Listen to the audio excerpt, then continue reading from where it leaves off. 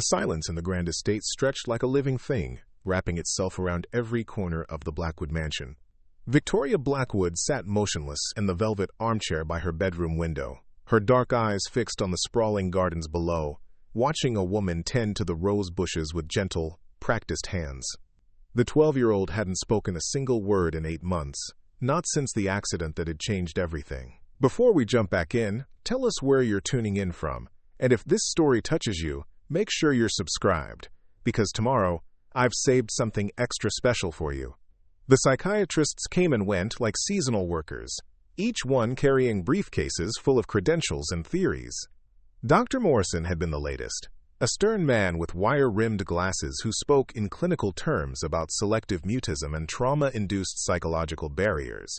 He had sat across from Victoria in the mansion's library, surrounded by leather-bound books that no one read anymore, and explained to her father that forcing communication would only deepen the child's retreat into silence. Marcus Blackwood paced the Persian rug in his study, his phone pressed against his ear as he conducted another business call. The pharmaceutical empire he had built from nothing demanded constant attention, even as his daughter's condition grew more concerning with each passing day.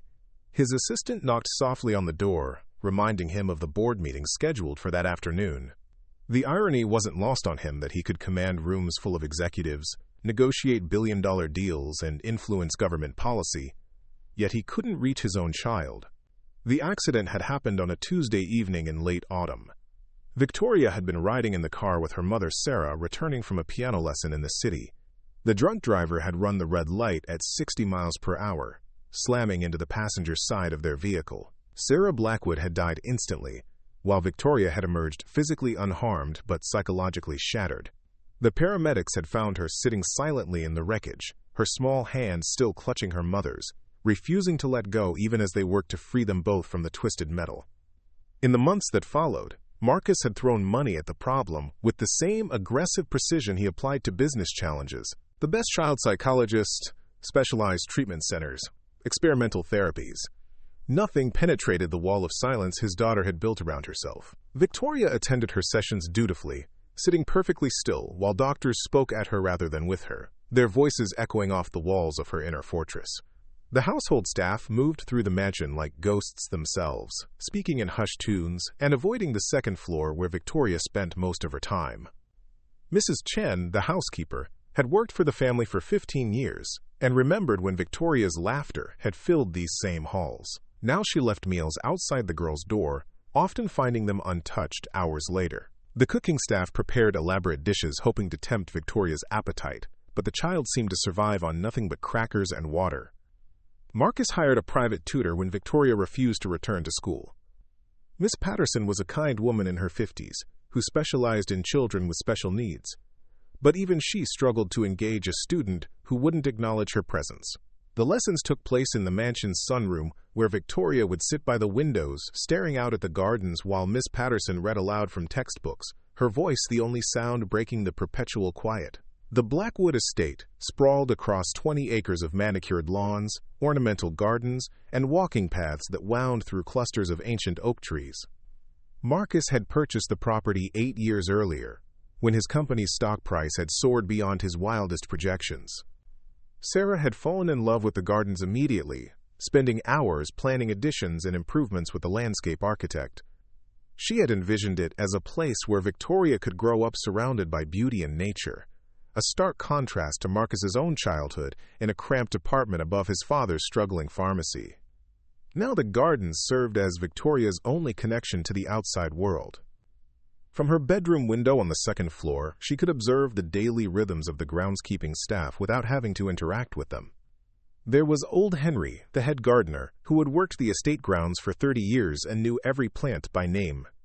His assistant, James, was fresh out of agricultural college and eager to prove himself by suggesting modern irrigation techniques that Henry regarded with polite skepticism. But it was Henry's wife, Maria, who captured Victoria's attention most completely. Maria wasn't officially part of the groundskeeping crew, but she appeared regularly to help with the more delicate aspects of garden maintenance. Victoria watched her prune the climbing roses with surgical precision, her weathered hands moving with the confidence of someone who understood the secret language of growing things. Maria was perhaps 60 years old, her silver hair pulled back in a practical bun, her clothes simple but always clean. She wore no jewelry except for a thin gold wedding band that caught the sunlight as she worked. What fascinated Victoria was how Maria talked to the plants. Not in the silly, theatrical way that some people did for show, but in quiet, conversational tones, as if she were sharing the day's events with old friends. Victoria had opened her window once, straining to catch fragments of Maria's one-sided conversations, but the words were lost in the distance and the sound of rustling leaves. The other staff members gave Maria a wide berth, not out of disrespect, but because she seemed to inhabit a different world when she worked. Henry had mentioned once, within Victoria's hearing, that his wife had a gift with plants that couldn't be taught or explained. Gardens flourished under her care in ways that defied conventional horticultural wisdom. Flowers bloomed out of season, struggling plants recovered overnight, and even the most finicky varieties seemed to respond to her presence. Marcus was aware of Maria only peripherally, the way wealthy men noticed the peripheral elements of their maintained environments. He knew Henry was married, had probably met Maria at some company gathering years ago, but she existed in the category of people who kept his world running smoothly without requiring his direct attention. His focus was consumed by Victoria's condition and the mounting pressure from his board of directors, who were growing concerned about his decreased presence at corporate headquarters.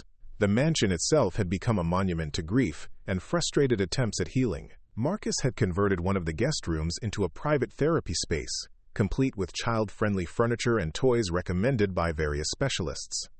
The room remained largely unused, as Victoria preferred the familiar surroundings of her own bedroom or the sunroom where she took her lessons. The house's formal dining room, where the family had once shared meals and conversation, now served as a conference space where Marcus met with doctors and therapists to discuss treatment strategies that weren't working. Dr. Elizabeth Hartwell was the most recent addition to Victoria's treatment team, a renowned specialist in childhood trauma who had flown in from Chicago specifically to consult on the case. She had spent 3 sessions with Victoria, employing techniques ranging from art therapy to play therapy, all met with the same polite but impenetrable silence. Dr. Hartwell's reports to Marcus were professionally optimistic but privately concerning. The child's withdrawal was deeper than typical cases of selective mutism, suggesting a level of psychological protection that might take years to penetrate. The financial cost of Victoria's treatment was negligible compared to Marcus's wealth, but the emotional toll was devastating. He found himself working longer hours, taking calls at all times of day and night, anything to avoid sitting in the quiet house where his daughter's silence served as a constant reminder of his helplessness. His business associates noticed the change in his demeanor, the way his usual commanding presence had been replaced by a distracted intensity that made board meetings uncomfortable affairs. Victoria's daily routine had settled into a predictable pattern that the household staff learned to navigate around. She woke early, before the rest of the house stirred, and positioned herself by the bedroom window to watch the sunrise paint the gardens in shades of gold and pink. Mrs. Chen would leave breakfast on a tray outside her door, and Victoria would nibble at toast or fruit while maintaining her vigil at the window. Her tutor arrived at 10 for lessons that consisted mainly of Miss Patterson speaking to an unresponsive audience, while Victoria traced patterns on the glass with her finger. Lunch was served in the sunroom, where Victoria would eat mechanically while staring out at the gardens. The afternoon brought more therapy sessions or medical appointments, depending on the day's schedule. Victoria complied with all requests and instructions, but in the passive way of someone whose spirit had retreated so far inward that physical cooperation was merely automatic. Dinner was served in her room, after which she would return to her post by the window until darkness made observation impossible. The only variation in this routine came when weather prevented outdoor activities. On rainy days, Victoria would press her face against the glass, watching drops cascade down the window while straining to see if Maria was working in the greenhouse or the covered pavilion where potted plants waited for better weather. Snow days were the worst, when the gardens disappeared under white blankets and there was nothing to observe except the occasional rabbit or bird brave enough to venture across the frozen landscape. Marcus had tried multiple times to engage Victoria directly, entering her room with gifts, books, or simple attempts at conversation.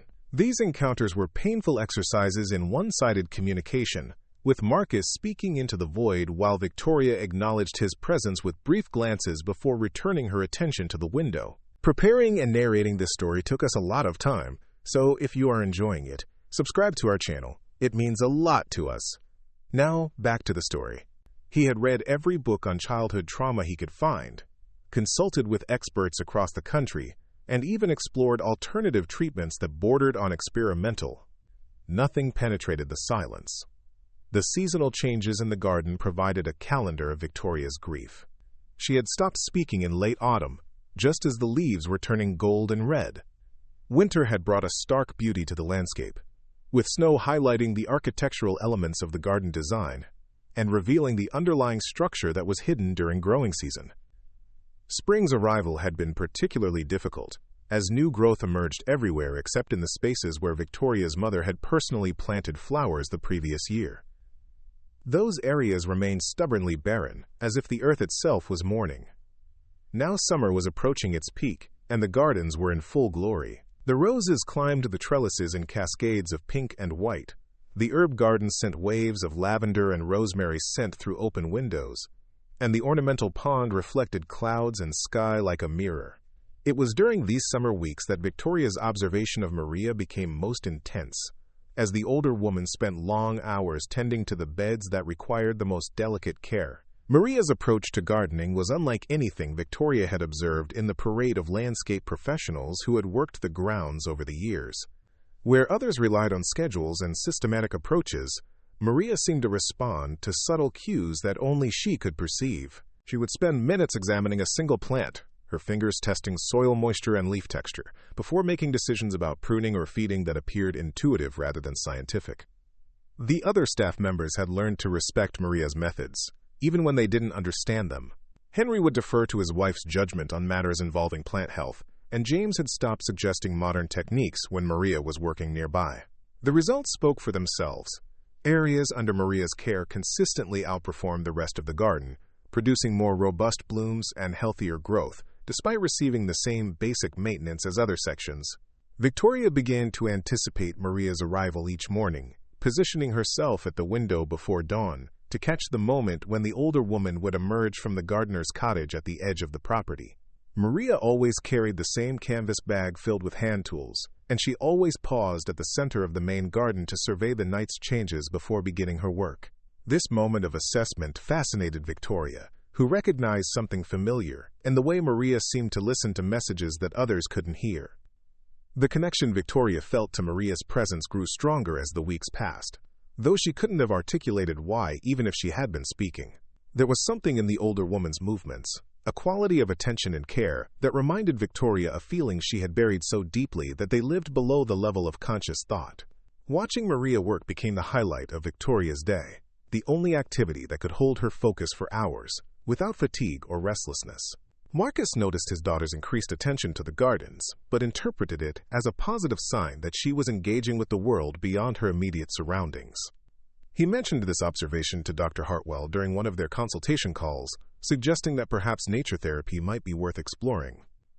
Dr. Hartwell agreed that any form of engagement was encouraging and recommended gradually introducing outdoor activities to Victoria's routine.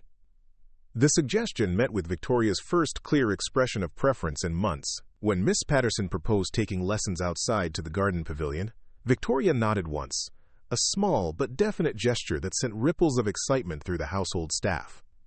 Mrs. Chen immediately began preparing outdoor cushions and a small table that could serve as a desk, while Marcus rearranged his schedule to be present for what everyone hoped would be a breakthrough moment. The outdoor lesson was scheduled for a Thursday morning when the weather promised to be perfect for extended time in the garden. Victoria emerged from the house wearing a white sundress and sandals, her first change from the dark clothes she had favored since the accident. Miss Patterson carried books and supplies to the pavilion, chattering nervously about the benefits of fresh air and natural light for learning. Victoria walked silently beside her, but her eyes were alert and scanning the garden in a way they hadn't been indoors. Maria was working nearby, tending to a bed of delicate orchids that required daily attention during the summer heat. Victoria positioned herself at the pavilion table where she could observe Maria's work while maintaining the pretense of participating in her lesson. Miss Patterson, encouraged by Victoria's apparent engagement with the outdoor environment, launched into an enthusiastic discussion of photosynthesis and plant biology, topics she hoped might connect with Victoria's obvious interest in the garden. The lesson proceeded normally for the first hour, with Miss Patterson reading from textbooks, while Victoria divided her attention between the words and Maria's activities among the orchids. Then something unexpected happened. One of Maria's orchids, a particularly prized specimen with pure white blooms, began showing signs of distress. Its leaves were yellowing at the edges, and several buds had dropped overnight, symptoms that could indicate root rot or a fungal infection. Maria examined the plant with growing concern, her usually calm demeanor showing signs of worry. She called to Henry, who left his work with the hedge trimmer to join his wife beside the failing orchid. Their conversation was too quiet for Victoria to hear, but their body language suggested disagreement about treatment options. Henry gestured toward the greenhouse, apparently suggesting that the plant be moved to a controlled environment, while Maria shook her head and pointed to the soil around the orchid's base. Victoria found herself leaning forward in her chair, her lesson forgotten as she watched the drama unfold in the flower bed. Miss Patterson noticed her student's intense focus and followed Victoria's gaze to the scene playing out among the orchids. The tutor made some comment about the challenges of maintaining exotic plants in outdoor environments, but Victoria wasn't listening. Something about Maria's distress over the failing flower resonated with emotions Victoria had been holding at a distance for months. Maria knelt beside the orchid and placed her hands gently on the soil around its base, closing her eyes as if listening for information that couldn't be perceived through normal senses. Henry stood nearby, holding a container of fungicide and looking skeptical about his wife's diagnostic methods. Other staff members began to gather, drawn by the unusual sight of Maria's obvious concern over a single plant. The orchid represented more than just another flower in the garden's extensive collection. It was a cutting from a rare variety that Sarah Blackwood had special ordered from a botanical garden in Thailand, one of the last additions she had made to the garden before her death. Maria had been caring for it personally ever since, treating it with the extra attention reserved for plants with emotional significance. Now it appeared to be dying despite her best efforts, a failure that seemed to symbolize something larger than horticultural disappointment. Victoria watched Maria's face as the older woman opened her eyes and looked at the struggling orchid with an expression of profound sadness. In that moment, Victoria recognized something she had never seen in any of the doctors, therapists, or specialists who had tried to help her. Maria was allowing herself to feel the full weight of potential loss, not hiding behind professional detachment or clinical optimism. The orchid mattered to her in a way that went beyond its monetary value or rarity, and she wasn't ashamed to let that caring show. The recognition hit Victoria like a physical blow, knocking loose emotion she had kept carefully locked away for 8 months. She stood abruptly from her chair, sending books and papers scattering, and began walking toward the flower bed where Maria knelt beside the failing orchid. Miss Patterson called after her, but Victoria didn't stop or look back. She had no plan, no conscious intention beyond the overwhelming need to be closer to someone who understood that some losses were too important to face alone. Maria looked up as Victoria approached, her weathered face showing surprise at the unexpected visitor.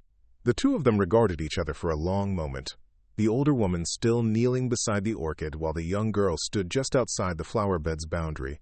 Victoria's eyes were fixed on the failing plant, her small hands clenched at her sides as she struggled with emotions too complex for her 12-year-old vocabulary to express even if she had been speaking.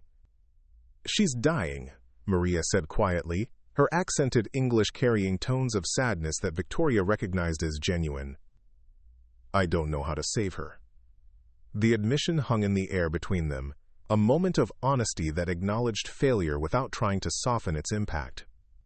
Victoria nodded once, understanding that Maria was speaking about more than just the orchid, though neither of them would have been able to explain exactly what else was being communicated in that moment. The scene by the orchid bed had drawn attention from across the garden. Marcus emerged from the house, having been alerted by Miss Patterson about Victoria's sudden departure from her lesson. He approached cautiously, mindful of Dr. Hartwell's warnings about not overwhelming Victoria during moments when she showed signs of engagement.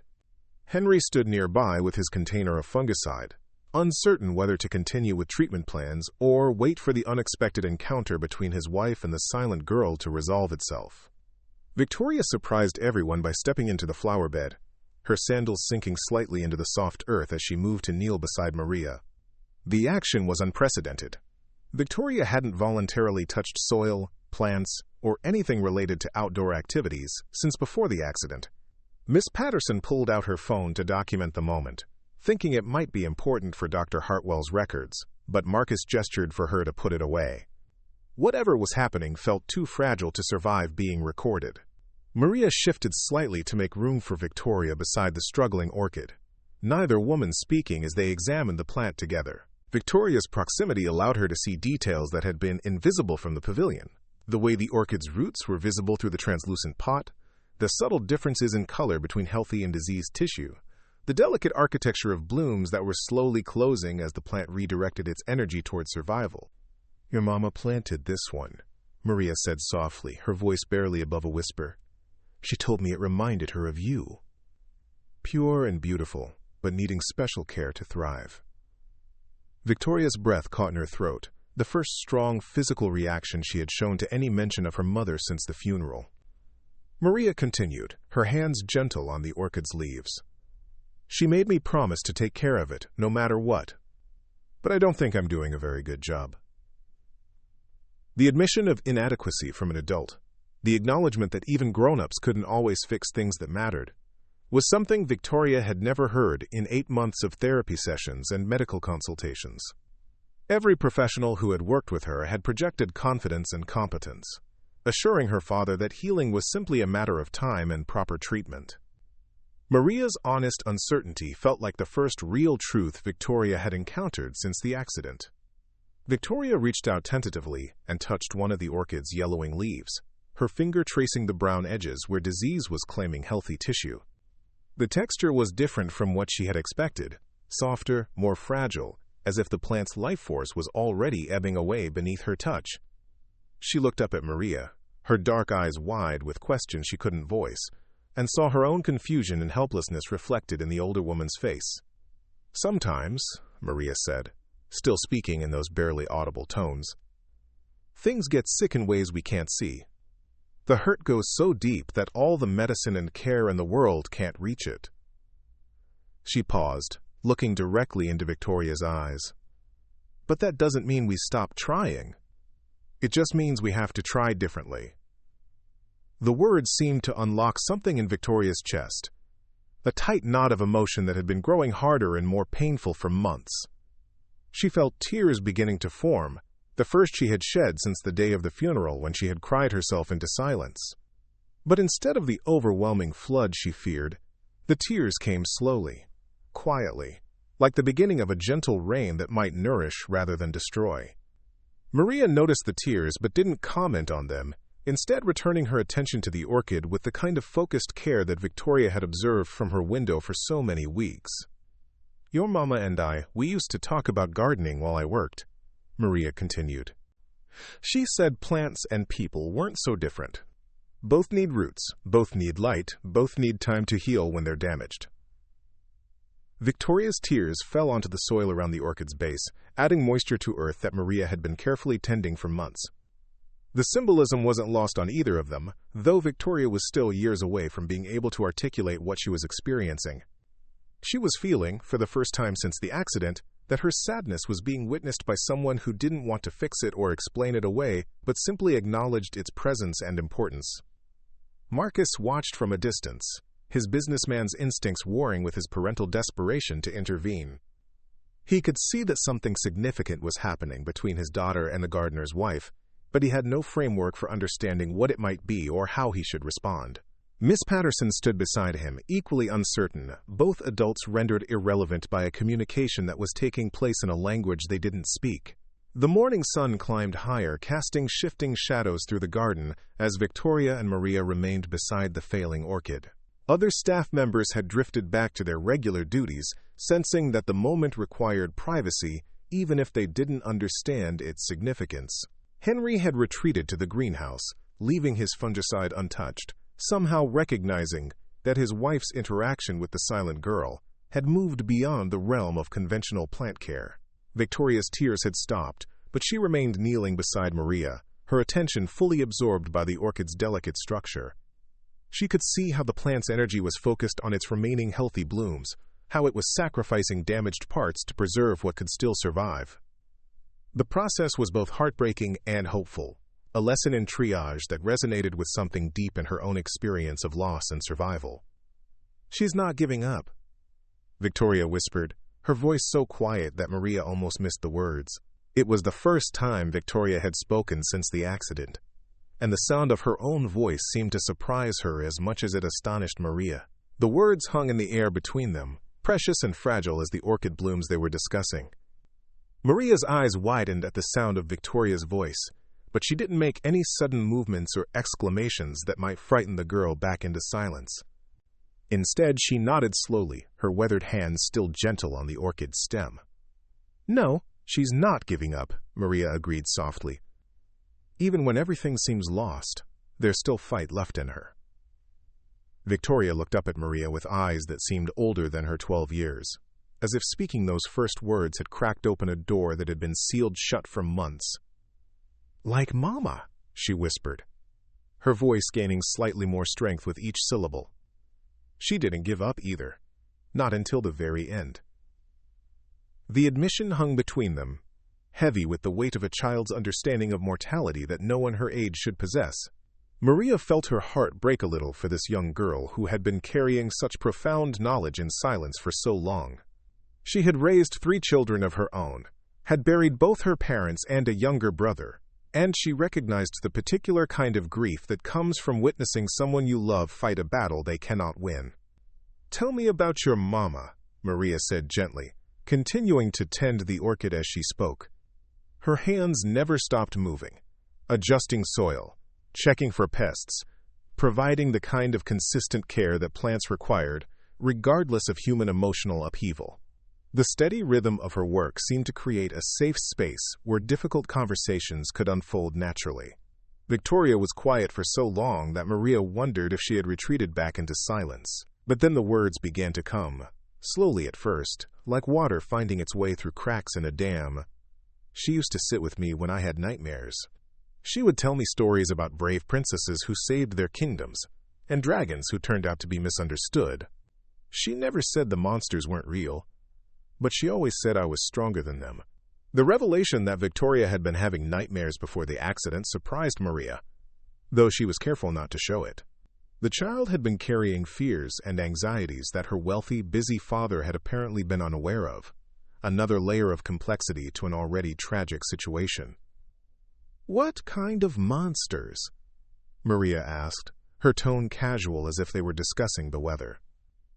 "The kind that live in dark corners and make everything feel scary for no reason," Victoria replied, her small fingers now helping Maria examine the orchid's roots. "Mama said they fed on fear, so the best way to fight them was to be brave and kind and to remember that morning always comes after the darkest night." She paused, her voice growing smaller. "But she died at night and morning came anyway, and she wasn't there anymore." The simple, devastating logic of a child's understanding of loss struck Maria like a physical blow. Victoria had not only lost her mother, but had also lost her faith in the stories and wisdom that had helped her navigate childhood fears. The accident had shattered more than just a family. It had destroyed a young girl's belief in the protective power of love and the reliability of happy endings. Marcus stood frozen in the distance, close enough to hear fragments of his daughter's words, but afraid to move closer and risk interrupting the first real conversation she had engaged in since Sarah's death. He was learning things about his own child that he had never known, hearing about nightmares and bedtime stories that had been part of a mother-daughter relationship he had been too busy to fully appreciate when it existed. "Your mama was very wise," Maria said, carefully lifting the orchid from its pot to examine the root system more closely. "But I think maybe she left out part of the story. Sometimes the bravest thing isn't fighting the monsters. Sometimes it's knowing when to ask for help, when to let other people stand with you in the dark until morning comes." Victoria watched as Maria gently washed soil from the orchid's roots, revealing a complex network of healthy and diseased tissue. The sick roots were brown and mushy, while the healthy ones remained white and firm. "She can't be saved, can she?" Victoria asked, though her tone suggested she already knew the answer. "Not all of her," Maria admitted, beginning to carefully trim away the damaged roots with a small pair of sterilized scissors. "But look here." See how these roots are still strong? And these tiny green shoots at the base? The part of her that matters most, the part that makes her who she is, that's still alive. We just have to help her let go of the parts that are hurting her so the healthy parts can grow. The metaphor was not lost on Victoria, who was old enough to understand that Maria was talking about more than just plant care. She watched with fascination as the older woman worked, removing diseased tissue with surgical precision while preserving every bit of healthy growth. The process was both heartbreaking and hopeful, a demonstration of how something could survive devastating damage by releasing what could not be saved. "Will she bloom again?" Victoria asked, her voice carrying the weight of a much larger question about recovery and resilience. "Not for a while," Maria replied honestly. "She needs time to heal, to grow new roots, to get strong again. And even when she does bloom, the flowers might look different than before. But different doesn't mean less beautiful. Sometimes it means more beautiful, because the beauty comes from surviving something that could have destroyed her." Victoria nodded solemnly, absorbing this lesson about transformation and healing that no therapist had been able to convey in months of professional sessions. She was witnessing a practical demonstration of survival, watching as something fragile and damaged was given a chance to rebuild itself from whatever remained whole. Dr. Hartwell arrived for Victoria's scheduled appointment to find her patient missing from the house and eventually located the group gathered around the orchid bed. The psychiatrist approached cautiously, her trained eye immediately noting the profound change in Victoria's posture and expression. The child who had sat in rigid silence through countless therapy sessions was now actively engaged, asking questions and responding to an adult with obvious trust and openness. "Dr. Hartwell," Marcus called out, gesturing for the specialist to join him at his observation post. "Victoria is speaking. She's been talking with Maria for over an hour." His voice carried a mixture of joy and bewilderment, as if he couldn't quite believe what he was witnessing. Dr. Hartwell observed the interaction between Victoria and Maria with professional interest tinged by personal amazement. In her 20-year career specializing in childhood trauma, she had seen breakthrough moments but rarely anything as organic and natural as what was unfolding in the garden.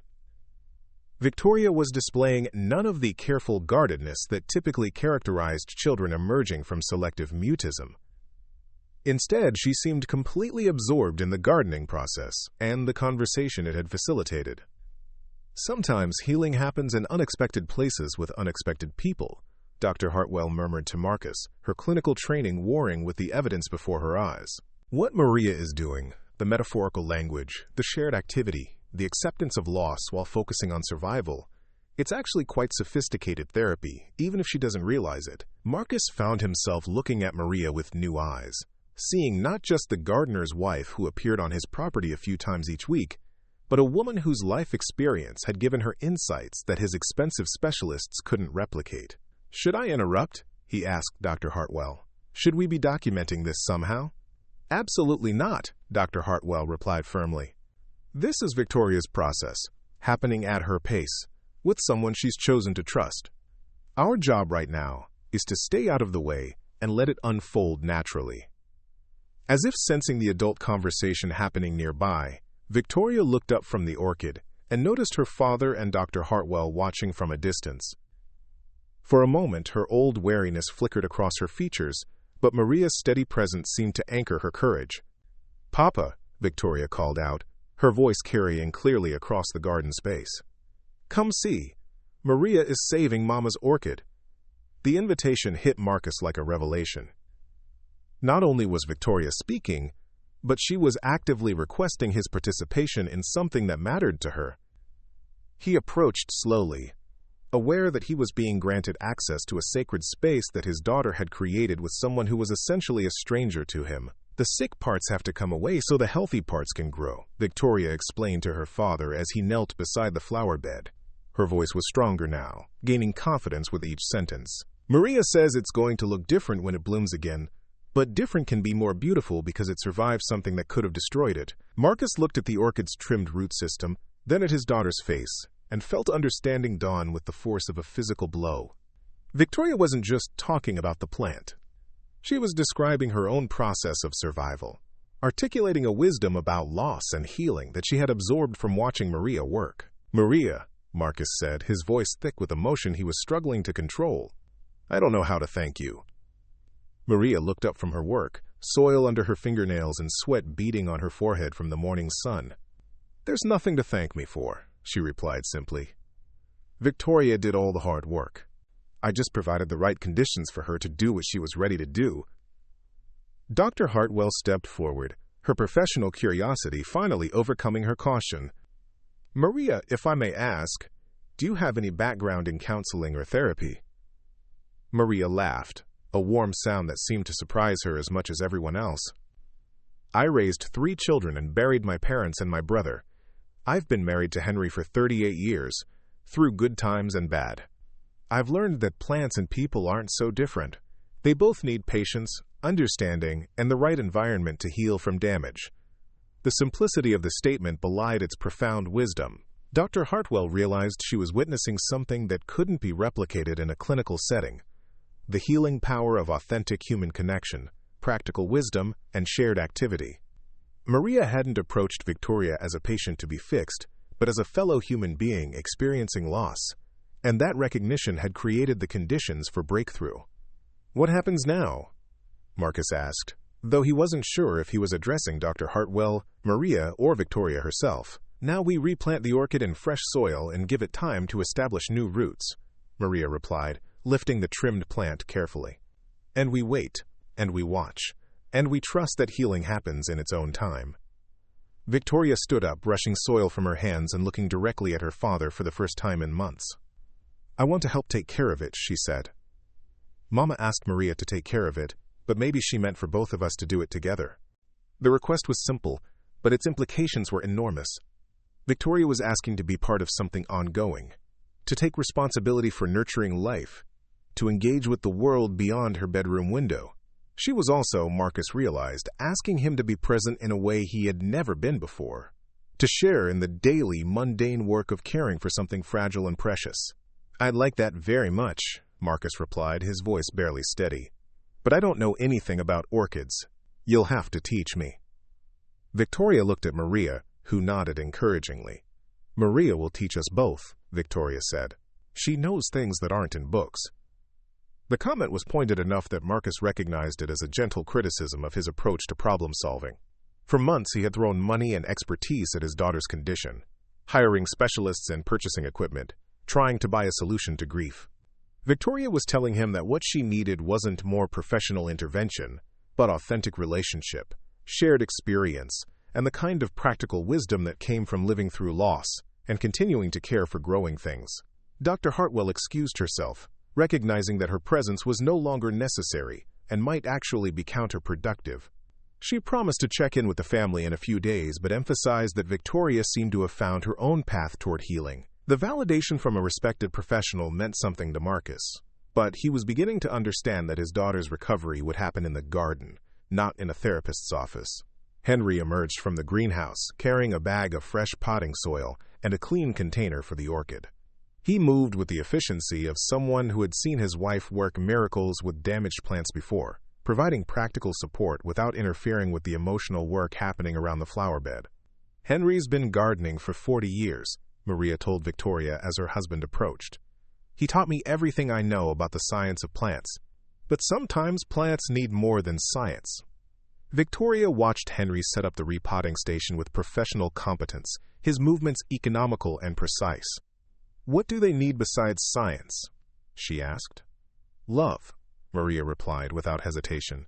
"Attention, patience, the willingness to keep trying, even when you don't know if it's going to work." As if to demonstrate her point, Maria began the delicate process of settling the orchid into its new container. Her movements were gentle but confident, her hands working with the muscle memory of decades spent coaxing life from damaged roots. Victoria watched intently, asking occasional questions about soil depth and root placement, while Marcus found himself genuinely interested in the technical aspects of plant care for the first time in his life. "The hard part is waiting," Henry added, speaking directly to Victoria. "Plants heal on their own schedule, not ours. You can provide everything they need, but you can't make them grow faster than they're ready to." Victoria nodded solemnly, understanding that this lesson applied to more than gardening. "How long before we know if it's going to live?" "A few weeks to see if it's adapting to the new soil," Maria replied. "A few months to see new growth. Maybe a year before it's strong enough to bloom again." "That's a long time," Victoria observed. "Yes," Maria agreed. "But some things are worth waiting for." Miss Patterson approached hesitantly, unsure whether Victoria's educational schedule should resume or be modified in light of the morning's events. Victoria noticed her tutor's arrival and looked questioningly at her father. "Would you like to continue your lessons out here?" Marcus asked. "We could set up a permanent outdoor classroom if you prefer." Victoria considered this seriously, looking around the garden space that had become the site of her breakthrough. "Could Maria teach me about plants? And Miss Patterson could teach me about other things." The request represented a fundamental shift in Victoria's relationship to learning and to the adults in her life. Instead of passively receiving instruction from qualified professionals, she was asking to actively participate in designing her own education, incorporating both formal academics and practical wisdom from people she had chosen to trust. "I think that's an excellent idea," Marcus replied, though he was already mentally calculating the logistics of restructuring Victoria's entire educational program around garden-based learning. Maria looked surprised by the suggestion but pleased. "I don't know much about teaching," she admitted. "I just know about plants." "Sometimes that's the same thing," Victoria said, with a wisdom that seemed far beyond her years. The afternoon passed quickly as the small group worked together to establish the orchid in its new environment. Victoria absorbed practical lessons about soil composition, root health, and plant nutrition, while engaging in the kind of natural conversation that had been impossible during formal therapy sessions. Marcus found himself genuinely interested in aspects of his own property that he had never paid attention to, asking questions about irrigation systems and seasonal planting schedules. Dr. Hartwell returned briefly to observe the interaction from a distance, taking notes about Victoria's sustained engagement and natural affect. The child who had sat in rigid silence through countless appointments was now laughing at Henry's gentle jokes and offering to help carry supplies from the greenhouse. The transformation was so complete that Dr. Hartwell found herself questioning her own understanding of trauma recovery. As evening approached, Victoria showed no signs of wanting to retreat to her bedroom refuge. Instead, she helped Maria clean and organize the gardening tools, asking questions about care and maintenance that demonstrated genuine interest in ongoing responsibility. When Mrs. Chen appeared to announce dinner, Victoria asked if Maria and Henry would like to join them, a spontaneous invitation that left Marcus speechless with surprise. "That's very kind," Maria replied. "But we should get home to our own dinner. Henry gets cranky when his meals are late." Henry laughed at this familiar teasing, and Victoria smiled in response, the first genuine expression of humor Marcus had seen from his daughter since before the accident. "Will you come back tomorrow?" Victoria asked. "The orchid might need checking, and I have more questions about root systems." "We'll be here," Maria promised. Plants need daily attention, especially when they're recovering from trauma.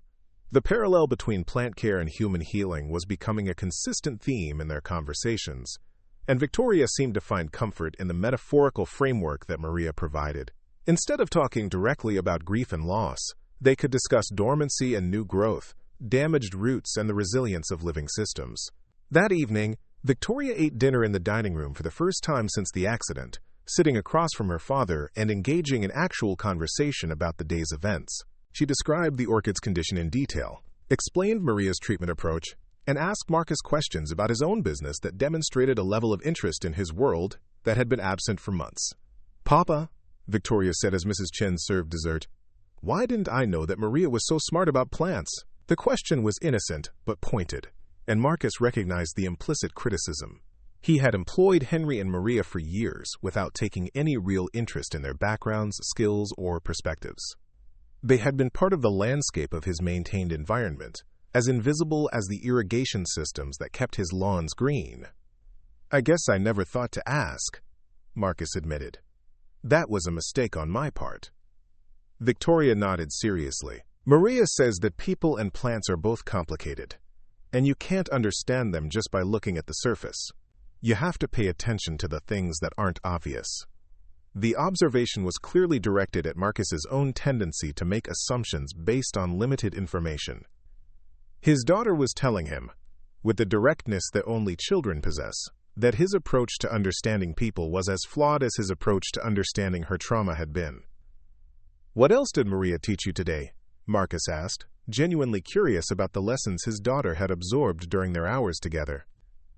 "That sometimes the strongest plants are the ones that have survived the worst conditions," Victoria replied. "And that you can't force healing, but you can create the right environment for it to happen naturally." Marcus felt the weight of this wisdom settling over him like a revelation. For months, he had been trying to force Victoria's recovery through sheer will and expensive interventions, when what she had needed was simply the right conditions: patience, understanding, authentic relationship, and the space to heal at her own pace. "I think Maria is going to teach me a lot more than just gardening," Victoria continued. "She knows things about how to take care of living things that don't come from books or schools." The implicit contrast with Marcus's credentialed experts was unmistakable, but Victoria's tone wasn't critical so much as explanatory. She was helping her father understand that healing required different kinds of wisdom than the technical expertise he was accustomed to valuing. That night, Victoria slept in her own bed without nightmares for the first time since the accident. When Marcus checked on her before going to sleep himself, he found her positioned by the window, but instead of staring out with the blank expression that had characterized her vigil for months, she was sketching the garden layout in a notebook, planning where she and Maria might plant new flowers in the areas where her mother's plants had failed to return. The next morning brought a subtle but profound shift in the household routine. Victoria woke early and dressed herself in practical clothes suitable for garden work, then appeared in the kitchen to request breakfast that could be eaten outside. Mrs. Chen, delighted by any signs of appetite and initiative from the girl she had watched withdraw into silence, prepared a picnic-style meal that Victoria carried to the garden pavilion. Maria arrived to find Victoria already waiting with her notebook of garden sketches, eager to discuss her ideas for new plantings and to check on the orchid's adaptation to its new container. The sight of the young girl taking initiative and expressing preferences was as encouraging as any sign of plant recovery could have been. "You've been thinking about the garden," Maria observed, looking at Victoria's careful drawings of flower bed layouts and plant placement ideas. "I dreamed about it," Victoria replied. "About how it could look when everything grows back stronger than before." The comment carried layers of meaning that both Victoria and Maria understood without needing to make explicit. The garden represented possibility, renewal, and the hope that devastated spaces could be transformed into something beautiful through patience and care. Marcus emerged from the house carrying his laptop and coffee, having decided to work outside in order to be available for whatever developments the day might bring. He settled at a distance that allowed him to observe without intruding, answering emails and taking calls while keeping one eye on his daughter's continued engagement with the gardening process. Dr. Hartwell arrived for a brief follow-up visit and found Victoria explaining plant propagation techniques to her father, with the enthusiasm of someone who had discovered a fascinating new subject. The psychiatrist noted the complete absence of the hypervigilance and emotional guardedness that had characterized Victoria's presentation for months. "The transformation is remarkable," Dr. Hartwell commented to Marcus during a private moment. "I've rarely seen such rapid and complete resolution of selective mutism, especially in cases involving significant trauma. What do you think made the difference?" Marcus asked, though he suspected he already knew the answer. "Connection," Dr. Hartwell replied without hesitation. "Authentic human relationship with someone who understood loss from personal experience rather than professional training." Maria didn't try to fix Victoria or analyze her responses. She simply shared her own wisdom about survival and healing, and created space for Victoria to find her own way forward.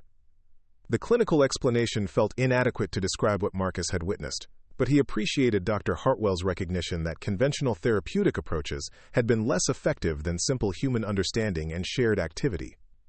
Over the following weeks, Victoria's recovery continued to unfold in the garden setting that had become her classroom, laboratory, and sanctuary.